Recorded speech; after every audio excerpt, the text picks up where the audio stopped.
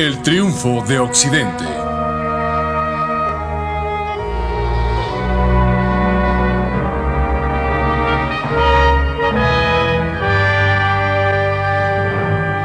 Una mirada a la historia mundial.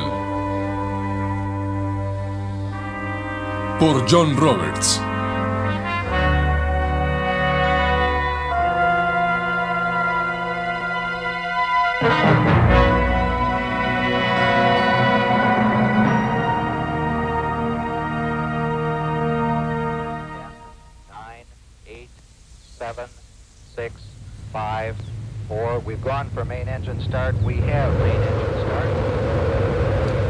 El hombre se lanza a viajes de descubrimiento por varias razones.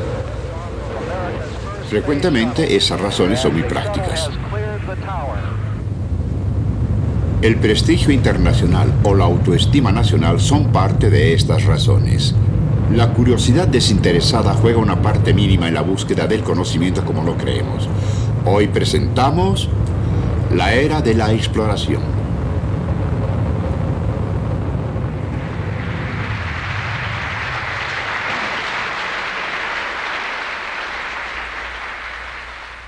Creo que esta nación tiene el cometido de alcanzar la meta que se ha impuesto antes de que termine esta década de enviar un hombre a la Luna y regresarlo a salvo a la Tierra. Y ningún proyecto espacial de este tiempo será más importante o más impresionante para la raza humana en toda la amplia exploración del espacio. Y nada será más difícil o más caro de cumplir. Eso se dijo en 1961. Y 8 años después se cumplió. El proyecto Apolo fue el primer gran clímax de una nueva era de descubrimientos, la era de la historia espacial. El Apolo estuvo basado en un gran plinto, nada menos que con todo el conocimiento científico y tecnológico del ser humano de esa época, y sus raíces psicológicas fueron profundas también. Más profundas que las esperanzas de ganar militar o económicamente, más profundas aún que el orgullo nacional.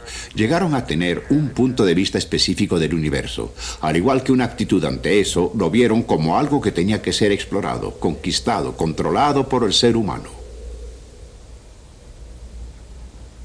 Hace unos 400 o 500 años, otra gran era de la exploración, la de los océanos, se llevó a cabo. Algunos de sus exploradores navegaron desde aquí, la ciudad de Sevilla, en los bancos del río Guadalquivir al sur de España. Esta es una de las más grandes ciudades de España que lleva la estampa de la Reconquista, con una catedral que podría bien rivalizar con la de San Pedro, y muchas construcciones que recuerdan su espléndido pasado islámico.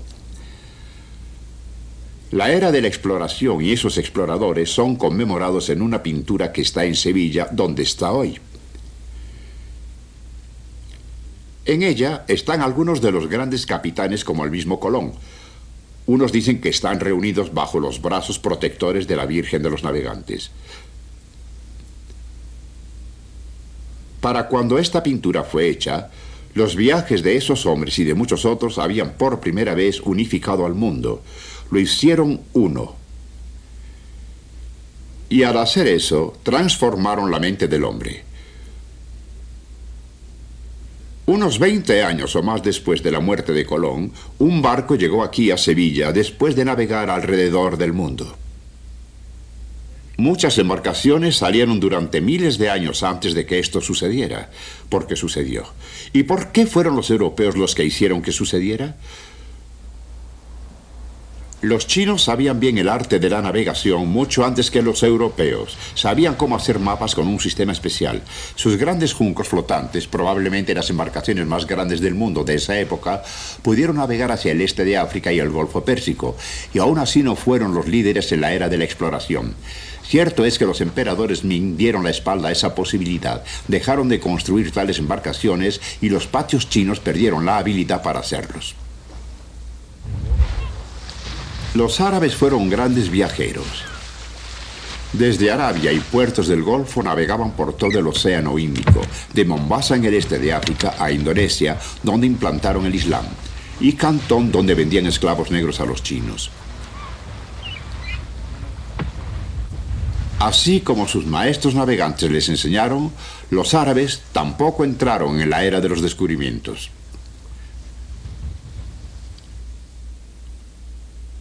En los últimos siglos, ninguna embarcación ni junco flotante ha venido a Sevilla. ¿Por qué fueron los europeos los que salieron a tomar el mundo?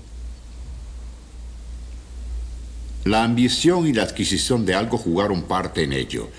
Después de todo, fue en 1503 que Isabel se encontraba aquí, en esta habitación, asegurándose de que tenía la parte que le tocaba de su aún débil imperio americano.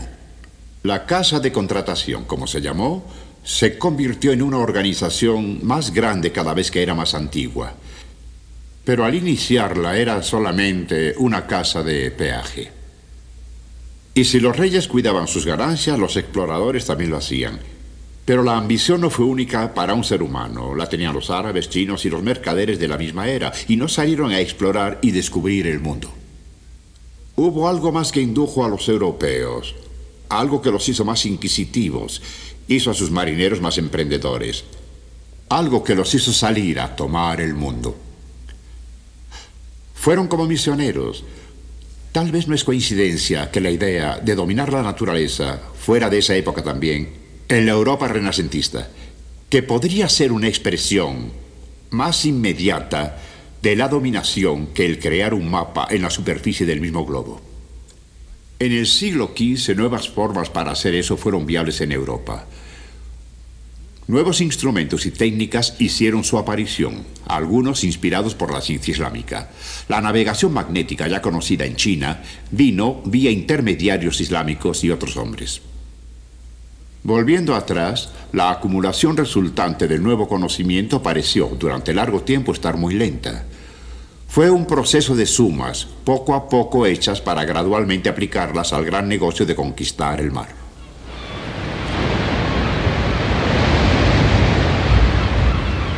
Pero ese proceso fue constante y el nuevo conocimiento empezó a acumularse más y más rápido. Muchos hombres de muchos países tuvieron que ver en él y contribuyeron en él, pero creo que ninguno contribuyó tanto como el portugués. Los portugueses medievales fueron grandes en logros. Durante medio siglo más fueron los que condujeron la exploración europea del mundo, y eso significó que condujeran el movimiento de la historia y la unificación del mundo por el occidente. Uno de sus grandes hombres dijo que Dios les dé un pequeño país como cuna, pero el mundo entero como tumba. Y tenía razón. Ellos fundaron el primer imperio oceánico y dejaron sus tumbas por todo el mundo. Aquí en el sur de Portugal, en Sagres, Cabo San Vicente, donde el poeta Camões dijo: la tierra termina donde el mar empieza, uno se atreve a pensar que la geografía fue la razón por la que lo hicieron. Después de todo, estaban aquí, con un asiento en primera fila para el gran espectáculo de la expansión europea que se abriría. Fueron el borde del primer océano que sería explorado por los europeos, el Atlántico. En el borde del gran sistema de vientos que hacía fácil, o comparativamente fácil, el ir a la costa de África y salir hacia las islas. No acepto creer que la geografía fue la única razón. Creo que algo más que la geografía se necesitó para colocar en el mar al portugués.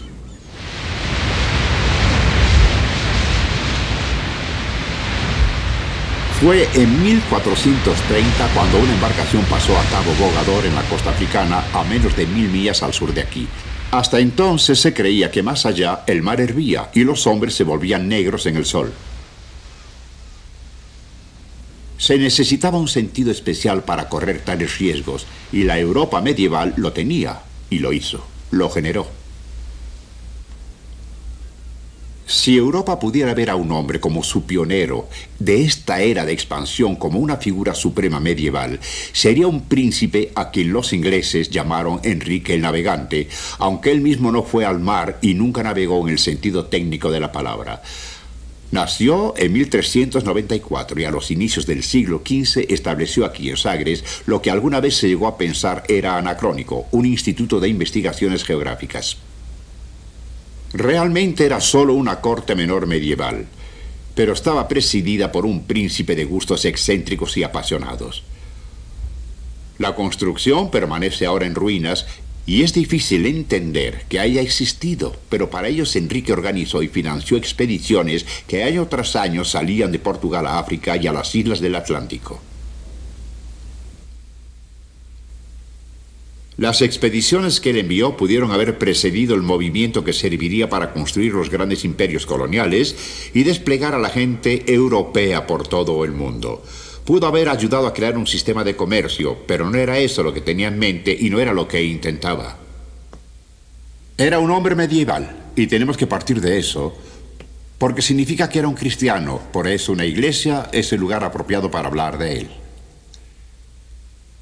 Esta iglesia tiene una relación especial con él. Es la capilla de un monasterio en Tomar, el cual fue el cuartel de una orden de caballería, la Orden de Cristo, de la cual él fue el guía, y eso fue muy importante, porque así podía cobrar los réditos de la orden para financiar sus expediciones.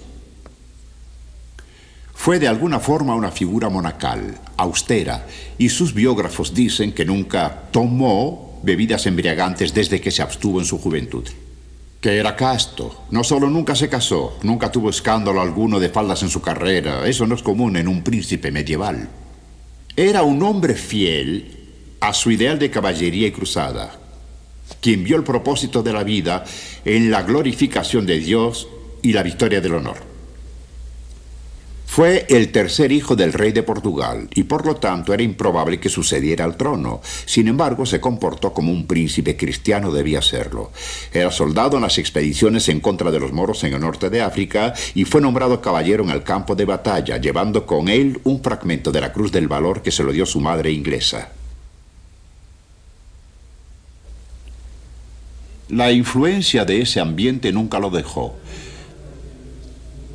Y así, las raíces de la era de exploración recaen en un suelo extrañamente antiguo.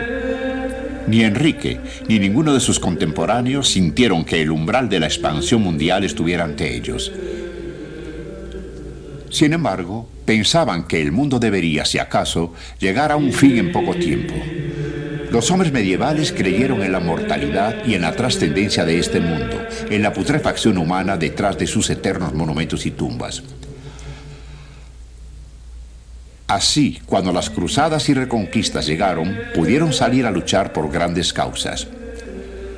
Muy lejos de estar optimistas y más preocupados por los últimos acontecimientos que por los nuevos mundos en la tierra, sus mentes tenían la curiosidad que llevaba la aventura por la cristiandad y la floreciente caballería medieval.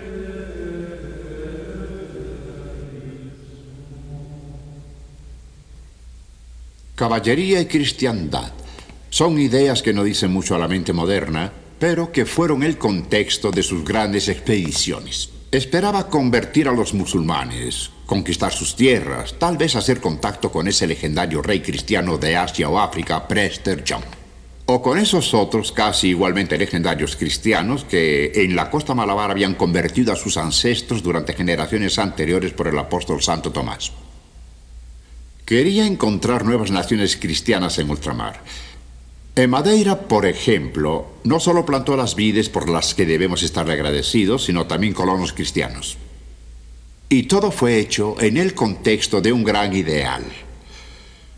De ganar el honor y glorificar a Dios, un ideal apropiado para un hombre que fuera honrado por sus parientes ingleses con el premio de la Orden de El Garter, el más grande honor que podían entregar.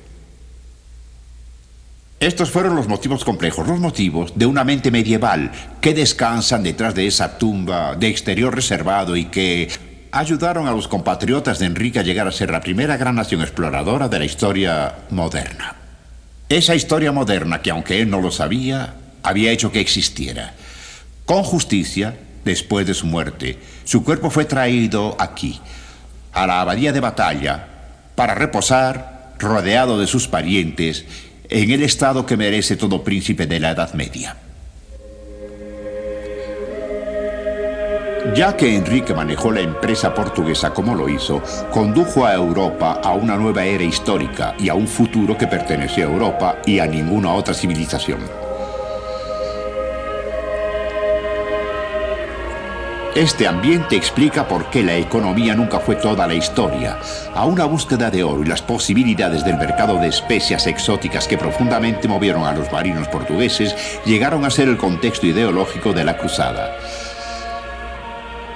Actualmente aún podemos ver navegando a las embarcaciones tal, que son lo último en la evolución de la forma. Las embarcaciones en las que los portugueses llegaron lentamente a las costas africanas no tienen comparación. Un diseño nuevo, la carabela, fue de gran importancia en esos viajes.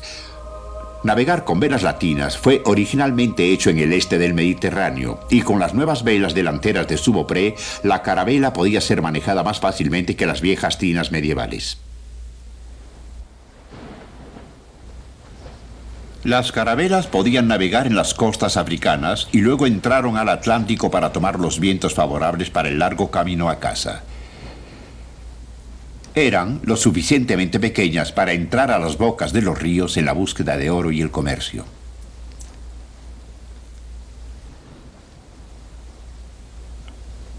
Aún con su limitado navegar, los portugueses marcaron su progreso con el símbolo de su civilización, la cruz, la expresión del clamor del cristiano a la dominación.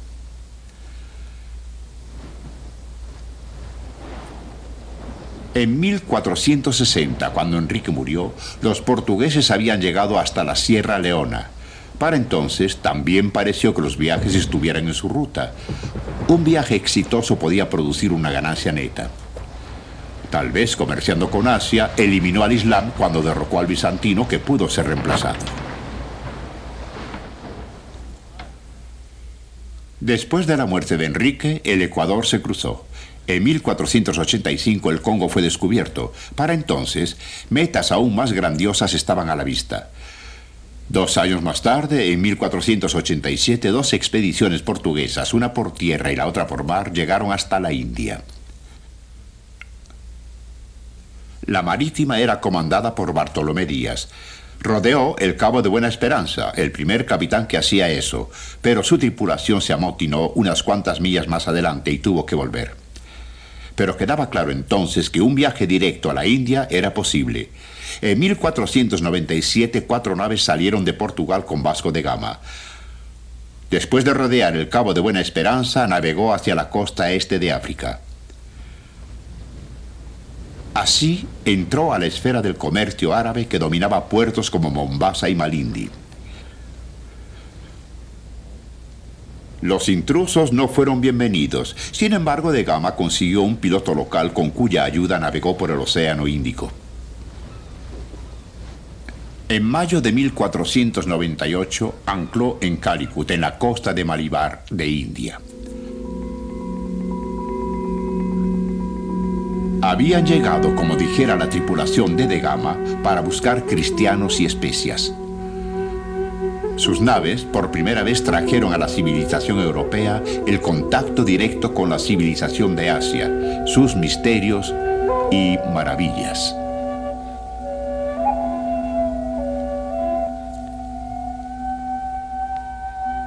¿Qué significó eso?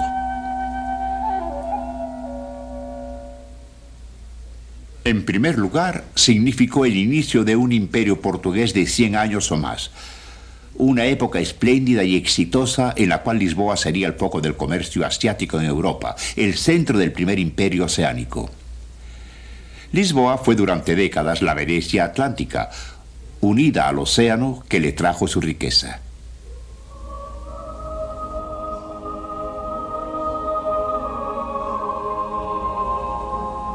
El nuevo esplendor de la construcción portuguesa reflejaba esa riqueza y sus orígenes. Barrenaron, escarbaron en piedra, cables, anclas alusivas a los viajes marítimos y al comercio en tierras extrañas. Un rey portugués adoptó la esfera anillada como su emblema heráldico y tomó el título de Señor de Guinea y de la conquista de la navegación y comercio de India, Etiopía, Arabia y Persia.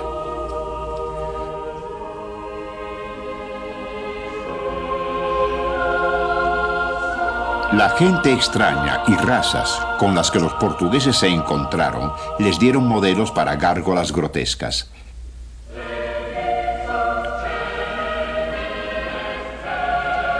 En el monasterio jerónita de Lisboa había tales imágenes colocadas en las tumbas suntuosas de los portugueses como la del gran explorador de Gama.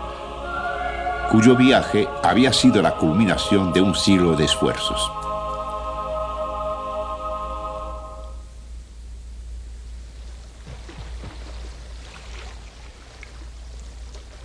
La nueva riqueza de los portugueses fue generada por una cadena de puertos.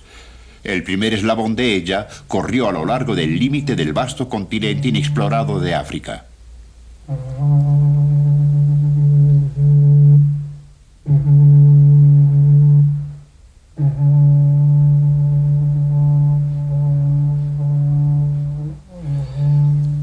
Ni en el occidente ni en el este de África los portugueses dominaron o siquiera penetraron al misterioso interior del continente. Los árabes habían sido más emprendedores en la costa este, pero su supremacía comercial en los puertos fue pronto competida por la portuguesa. Sin embargo, más allá de la costa, los portugueses no querían ir. Maestros del mar no gustaban de la jungla.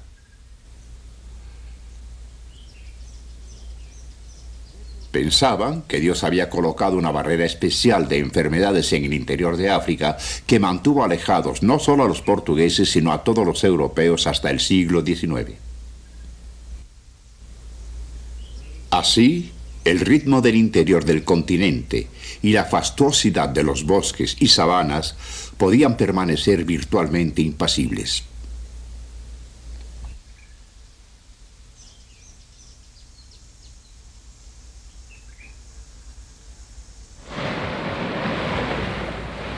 En la costa era diferente. Las estaciones de África Occidental tenían que mantenerse para el comercio, malsanas como eran. Los puertos del este de África, Mombasa era el más importante, fueron grandes centros del comercio. Fueron mercados que estaban dominados por los árabes hasta que los portugueses llegaron. A ellos acudía gente de todos lados del Océano Índico.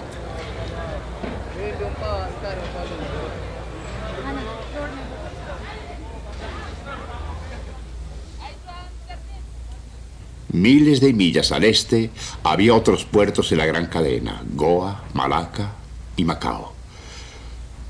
De Mombasa, aún dominada hoy por el gran fuerte de la construcción portuguesa, se colocaron los escuadrones que daban control al comercio de los mares del este de los árabes. Los portugueses aterrorizaron a las embarcaciones y comerciantes de la India y del sureste de Asia también. Su dominio provenía de la extorsión, básicamente, y de la explotación cruel. Todos los intentos y propósitos eran frecuentemente solo piratería. Los cañones en los fuertes portugueses se encargaban de recordar que no fue solo la habilidad y la náutica, la conducción psicológica y la energía lo que habían levantado a ese imperio, sino que había atrás una Europa cuya tecnología fue rápidamente dirigiéndose hacia otros continentes, sobre todo al proveerlos de la fuerza que les daban las armas. No es fácil decir por qué, pero en 1500 los europeos estaban haciendo las mejores armas de todo el mundo. Los chinos ya habían tenido pólvora hacía mucho tiempo y habían podido fundir el bronce y el acero mucho mejor que los europeos durante siglos. Pero armas no habían guardado. Y con el arribo de armas hubo mejoras en balística y en el manejo de armas. Y eso no sería mucho antes de que los shahs de Persia y emperadores mongoles de la India, así como los sultanes de Turquía, estuvieran reclutando entre europeos artilleros para que les sirvieran y enseñaran cómo usarlas. Y esas armas europeas irían por todo el mundo en naves europeas. Naves que en casi una generación hubieran crecido de pequeños cascos a grandes plataformas flotantes de artillería que ofrecerían la preponderancia de los números que estaban en contra de los europeos y que también podrían reforzar enormemente su confianza. También las armas y naves ayudaron a empujar a Europa en la carrera por el poder y la riqueza.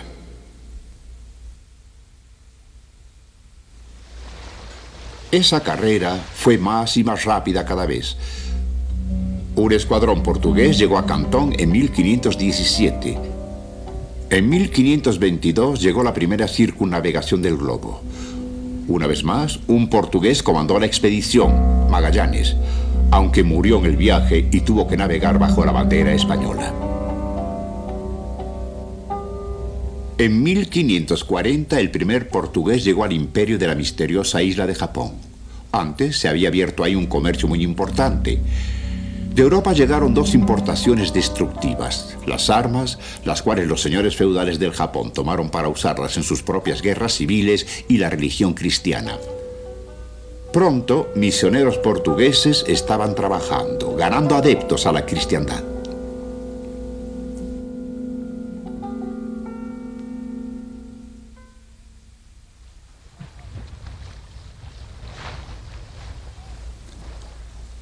Los cambios que llegaron con esta empresa global fueron en varias cosas. La prosperidad que fluía en Lisboa había empezado a decaer en los inicios del siglo XV, cuando los primeros hombres y mujeres negras fueron vendidos, anunciando el inicio del comercio de esclavos en el Atlántico. Se estima que casi 150.000 esclavos habían sido traídos de África aún antes de 1500. Todo era legítimo ante los ojos europeos. Al principio veían a los negros como moros y legítimos prisioneros de guerra. Otra justificación era la vida eterna, la cual daba al esclavo la oportunidad de convertirse al cristianismo. Pero el oro era la forma más fácil y más seductora de enriquecerse que los esclavos. La búsqueda de oro, así como la compra de esclavos, ayudó a cambiar las respuestas de los europeos a las sociedades que tenían contacto con ellos. Empezaron a verse como si fueran los recursos para ser explotados, no solo por los metales preciosos, sino por sus tesoros raros y exóticos, bestias raras, moluscos y perlas. Así, los europeos empezaron a ajustar sus puntos de vista de otras partes del mundo. Empezaron a verlos simplemente en términos de las comodidades que utilizaban y encontraron que era fácil quitárselas. La conciencia de los europeos fácilmente se salvó. El oro sirvió para embellecer la religión, para adornar las iglesias de la Europa reformada y para hacer sus rituales más espléndidos.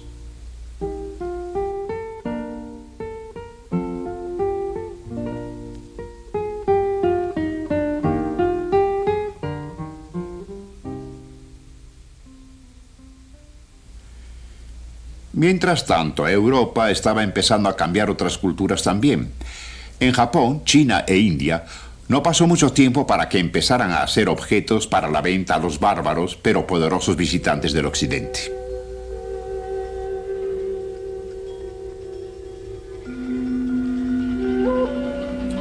Los portugueses en África Occidental eran observados por aquellos de los cuales habían salido. Los artesanos del bronce de Benín los consideraban una amenaza y muy poderosos. Sus armas fueron notorias también. Y amenazantes y poderosos entraron en esta bodega de sal de marfil hecha por un portugués en África Occidental en el siglo XVI.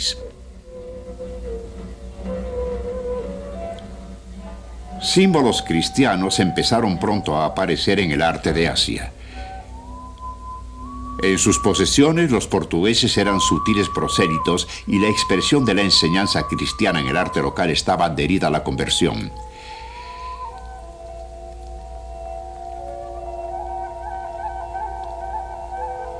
Estas estatuas de marfil de la Virgen y el Niño vienen del siglo XVII de China. Un evidente modelo cristiano y europeo es el de la Virgen, del cual no se sabe su parecido con un Buda.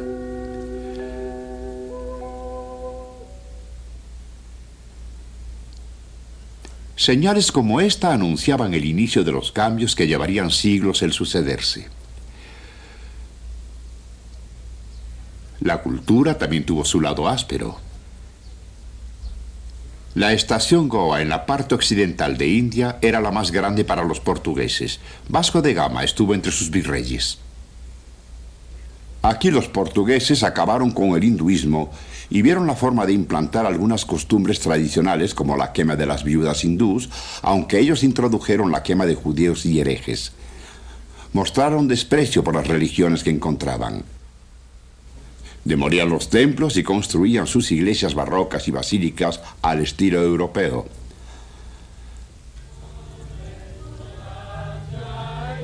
Una consecuencia es que Goa es un sólido lugar católico romano en la India.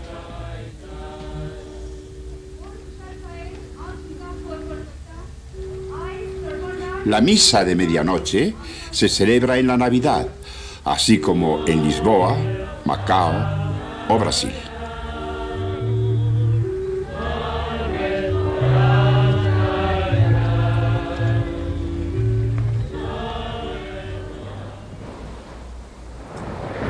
En el este, los portugueses fueron pioneros. Señalaron el camino a holandeses, ingleses y franceses que los seguirían. En el occidente, sin embargo, ellos no fueron los únicos en ir. Había otra nación que tomó las riendas del cruce del Atlántico y así cambiaron el punto de vista europeo hacia el mundo. En un aspecto, los grandes viajes portugueses de exploración fueron como tratar de llegar al espacio en los 60. Cada uno de ellos estuvo pleno de conocimientos en lo que sus predecesores habían hecho. Y tal vez es por eso que cada uno parece ser más sorprendente que aquel que se llevó a cabo anteriormente. El glamour, de hecho, siempre ha ido de la mano en la era de la exploración en cada viaje, bajo diferente bandera, no la portuguesa, sino la castellana, y en un hemisferio diferente. Se dijo que había sido aquí, en este monasterio de la Rábida, en los bancos del río Tinto, donde Colón fue persuadido por Abbot para que volviera y presionara a los reyes católicos de España a que le dieran su ayuda para su extraordinario proyecto de navegar por el Atlántico al oeste para encontrar Asia. Si eso no hubiera sucedido, solo podríamos recordar el año de 1492 por la toma de Granada y no por el descubrimiento de América. Mentalmente, Colón, supongo, pudo decir que nunca la descubrió porque hasta el día de su muerte, lo que juró haber encontrado fue unas islas en Asia. El nombre de Indias Occidentales conmemora este día. Pero no pasó mucho tiempo cuando otras personas se percataron de lo que en realidad había sucedido. 2 años después de su primer viaje, en 1494, alguien dijo y usó por primera vez la palabra Nuevo Mundo y la aplicó a sus descubrimientos. 11 años más tarde, la frase Nuevo Mundo era usada como título de una serie de viajes a un continente que no tenía nombre. El escritor se llamó Américo Vespuccio y pronto su nombre sería famoso. Se le dio a los nuevos mundos que había visitado y cuyo descubrimiento se inició con Colón. El nombre de América estaría junto a África y Asia y un día a Australasia. Todos estos nombres dados por los europeos a las otras partes del mundo no fueron usados por sus propios habitantes.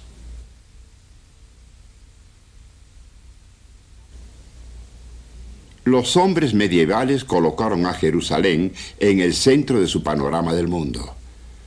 En el siglo XV, las ideas de Ptolomeo, un griego del siglo II, fueron conocidas.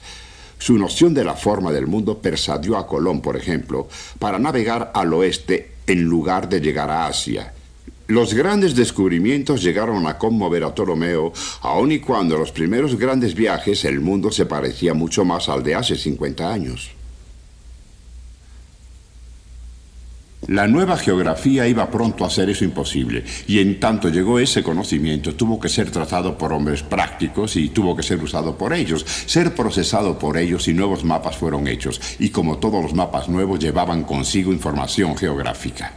Los mapas siempre la llevan, son ficción, trabajos de la imaginación, son traslaciones a un medio diferente, de algo que queremos usar, dar una ojeada. Y así llevan más que solo un dato científico.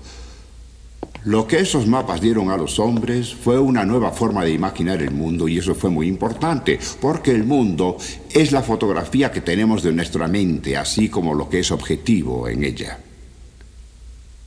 El nuevo conocimiento geográfico siempre fue expandido muy rápido. Después de todo, era la época a la que llamamos renacentista. Fue un periodo de intenso movimiento intelectual y curiosidad, pero hubo otra razón por la que se expandió también.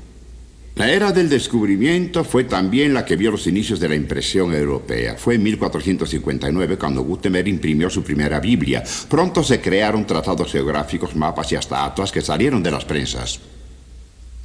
Eso significó que el conocimiento geográfico se volvió menos profesional, se expandió más hombres tenían acceso a él.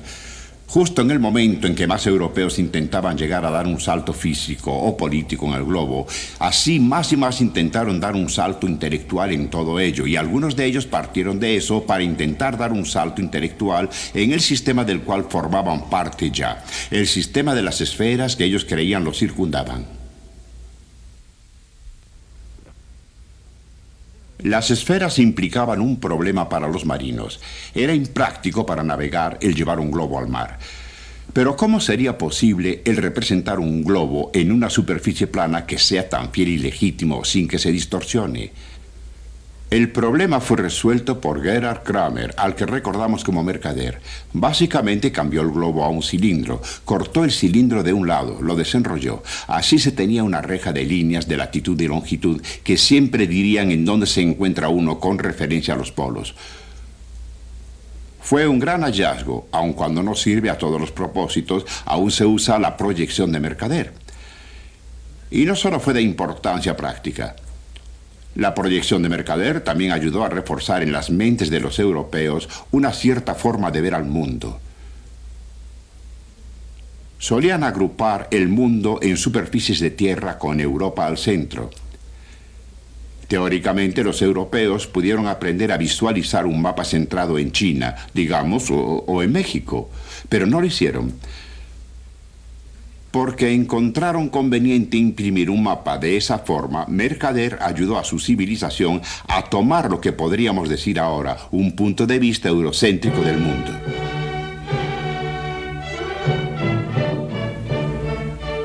Así como los europeos aprendieron más acerca de otras partes del mundo, esa idea llegó a tener dimensiones culturales también. En el siglo XVII ya se habían acostumbrado a no hablar más del cristianismo, pero Europa y su descripción de civilización era su charla. Empezaron a sentir que su nivel cultural, al igual que sus logros religiosos, los hacían superiores a los demás y a las demás partes del mundo.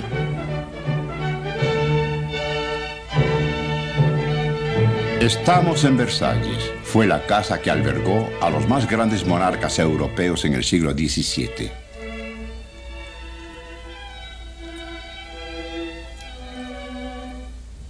En aquel entonces había un clérigo que era predicador de la corte, que escribió un libro acerca de la historia del mundo, el cual ilustraba la actitud de la época muy bien.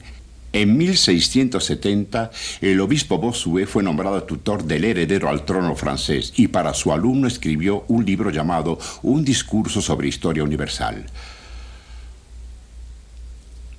A pesar de ese título tan fastuoso, la historia de la mayoría del mundo no se trata en él. Bossuet enfocó todo en la Europa cristiana y en el ambiente clásico judío que la rodeaba. Escribió, así como predicaba, al padre real de su alumno, Luis XIV, y su corte, acerca de los reyes de Israel y los emperadores de Roma. Pero nada acerca del imperio chino de hace 2000 años. Sin duda Luis XIV convino en eso. Era, después de todo, llamado el Rey Sol, el más poderoso regidor en el mundo cristiano, a cuyo alrededor los demás reyes giraban como planetas alrededor del Sol. La psicología del eurocentrismo tiene una larga historia.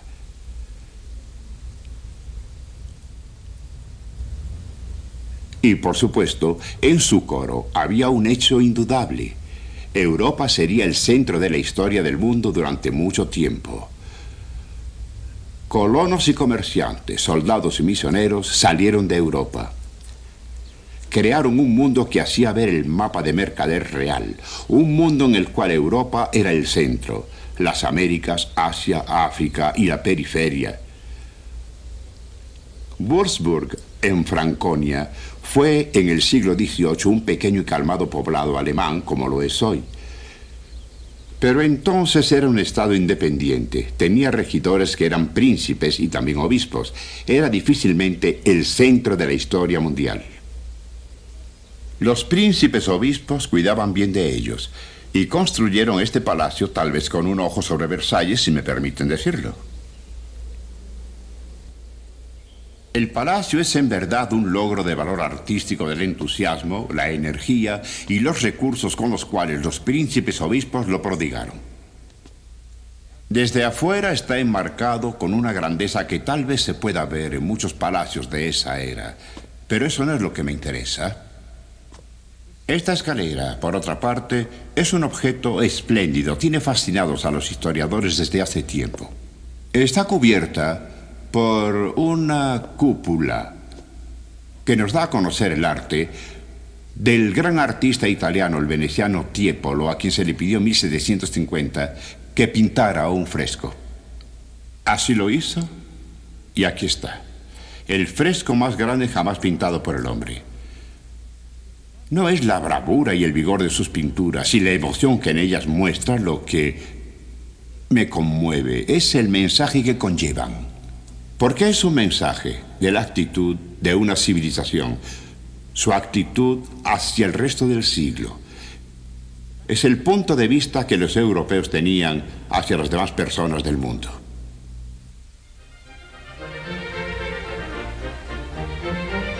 A Tiepolo se le había encomendado celebrar al príncipe obispo como el patrono de las artes, y lo hizo mostrando a todas las personas del mundo, rindiéndole pleitesía.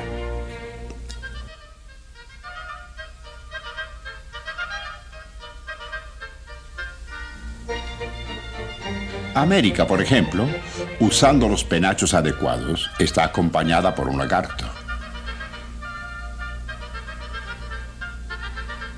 Ella rinde tributo con una taza con chocolate.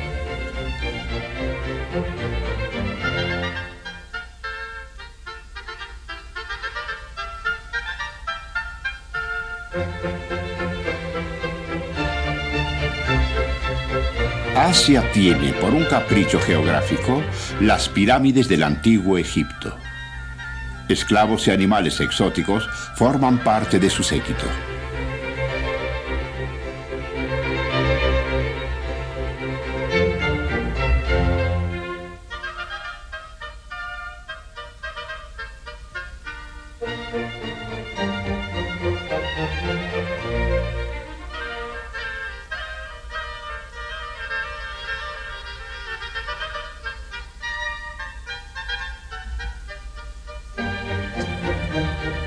Apropiadamente, África ofrece bienes a los mercaderes europeos. Está representada como una princesa negra, viendo como su hermana Asia hacía la gloria del príncipe obispo.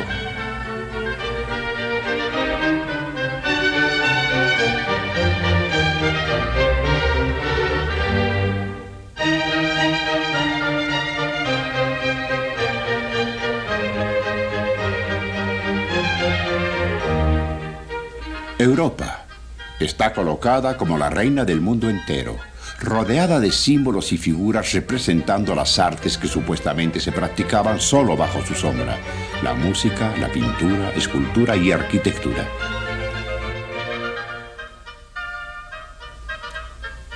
Y a su lado está la doncella que esmeradamente pinta el globo de rojo.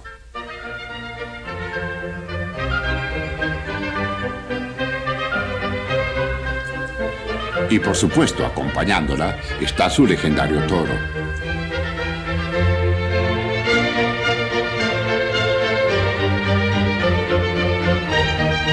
Y todo esto fue hecho por la gloria de un eclesiástico menor, cuyo retrato está cubierto arriba por una figura alegórica de la fama en el clímax de la composición. Es espléndida y es absurda. El príncipe obispo y Tiepolo estaban, creo yo, solo haciendo explícito algo que era muy difundido ya en la cultura de esa época. En el siglo XVIII los europeos encontraron muy difícil el tener un punto de vista del resto del mundo, excepto uno que lo hacía ver como bárbaro, tributario, servil e inferior. De hecho, muy parecido a la forma como los chinos lo han visto durante siglos. Pero tal vez los europeos tengan más excusa.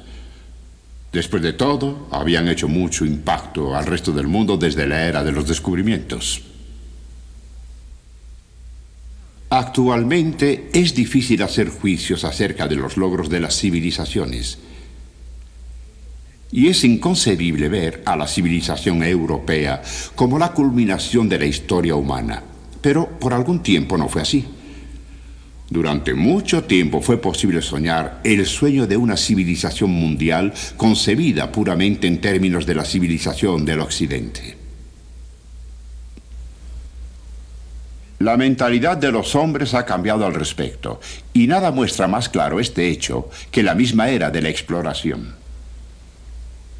Viendo hacia atrás, parece asombroso cómo el hombre ha cambiado tan rápidamente. Hacia el año 1000, muchos europeos pensaron que el mundo llegaría a un fin. Era una predicción precipitada. 500 años más tarde, en 1494 para ser exactos, el año del segundo viaje de Colón, un grupo de españoles y portugueses diplomados se reunieron en una pequeña villa castellana llamada Tordesillas e hicieron un tratado que dividía al mundo entre ellos. Uno podría pensar que fue un acto muy optimista. Este es el texto del tratado. En estas maltratadas hojas está contenido un plano para marcar una línea norte-sur a unas 1100 millas al oeste de las Azores. Correría por el Brasil en los mapas modernos, cortando una gran parte de su extensión. Y todo lo que quedara al oeste que no estaba descubierto se le daría al rey de España, y todo lo del este al rey de Portugal. No pudo hacerse de esa forma, claro. Muy pronto los franceses, holandeses e ingleses interfirieron e hicieron añicos ese tratado. Pero retrocediendo el tiempo, resulta asombroso el marco intelectual y cultural. Aquí hubo reyes cristianos que clamaban que tenían el derecho de dominar a todas las personas y territorios sobre la tierra. El Papa estuvo de acuerdo porque endosó el tratado. Aquí estuvieron los europeos, en una época cuando ni siquiera habían navegado por el mundo, diciendo que tenían el derecho de apropiarse de todos los lugares y personas no conocidas aún en la faz del globo. Nos parece un acto de asombrosa arrogancia cultural. Y aún así, lo habrían sabido esos europeos que tenían una confianza sólida en sus tierras. 4/5 partes del mundo están cubiertas de agua, ya que los europeos tenían los recursos técnicos, intelectuales y morales para dominar casi todo, excepto una pequeña parte de este Mediterráneo. Fueron de hecho imparables en el mar. Y los siguientes 4 siglos lo mostrarán. Y aquellos siglos mostrarán algo más acerca de la psicología de toda la civilización. Una firme y creciente confianza de que los europeos no solo fueron física y culturalmente imparables, sino irresistibles. Esa historia estaba de su lado, la de que podían rehacer el mundo a su propia imagen.